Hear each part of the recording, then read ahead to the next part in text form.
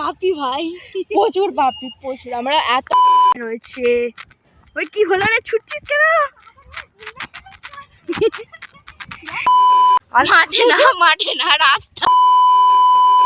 So hello everyone, আজকে আমরা মাঠের ধারে ঘুরতে এসেছি অনেকদিন পর। দেখলাম অনেক মেঘ করেছে, তাই একটু হাওয়া খেতে এলাম। এত সুন্দর ওয়েদার দেখি। হ্যাঁ, যেমনি মাঠে এসেছি দেখছি মেঘ নেই গাইস।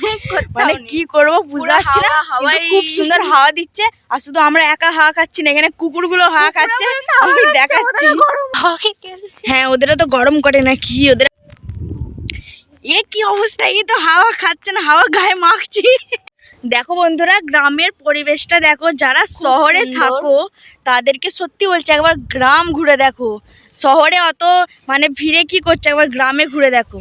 আমাদের এই লোকেশনে চলে আসো, খুব সুন্দর জায়গা। দেখো দেখো কত সুন্দর সারি সারি গাছ এখানে রয়েছে। ওই কি হলো রে, ছুটছিস কেন? কত সুন্দর রোজ দেখে এটাকে, এখন আজকে আর বলছে বিল দেখতে পেয়েছি, যেন মাঝে সোনার খনি পেয়েছি। সেই ইকো পার্কে যেমন সেই রাস্তাগুলো হয় না, সেই কত সুন্দর পাথর দিয়ে তৈরি, সেই সবের থেকেও সুন্দর দেখো আমাদের মাটির ফাটল ধরে যেটা হয়েছে। সত্যি বলছি হেভি লাগছে। একবার মাঠের হাওয়া খেয়ে দেখো, শহর ভুলে যাবে তোমরা। আমরা ভাবলাম যে জল হবে, সেইভাবে মাঠে আমরা ঘুরতে বেরোলাম।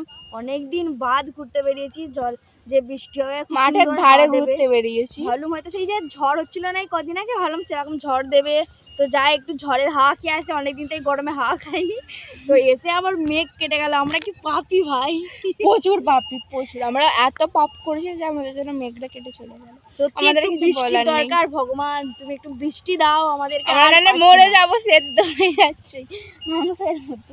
একটু মন থেকে বল, মন থেকে। তো আমাদের ব্লগটা এখানেই শেষ করছি, কারণ আমরা বিশাল ভাট বকে ফেলেছি, গলাও শুকিয়ে গেছে, বাড়িতে গিয়ে জল খাবো। আর আবার যদি কালকে ঘুরতে আসি, আবার কালকে ব্লগ হবে, না হলে নেক্সট যেদিন আসবো সেদিন ব্লগ। যেই দিনকে মেঘ বেরোবে সেই দিনকে আসবো, বলে দিলাম। তোমাদের ভিডিওটা এখানেই শেষ করছি, চলো টাটা। আর তোমরা সবাই ভালো থেকো, সুস্থ থেকো, আমাদেরও চলে যাচ্ছে, চলো।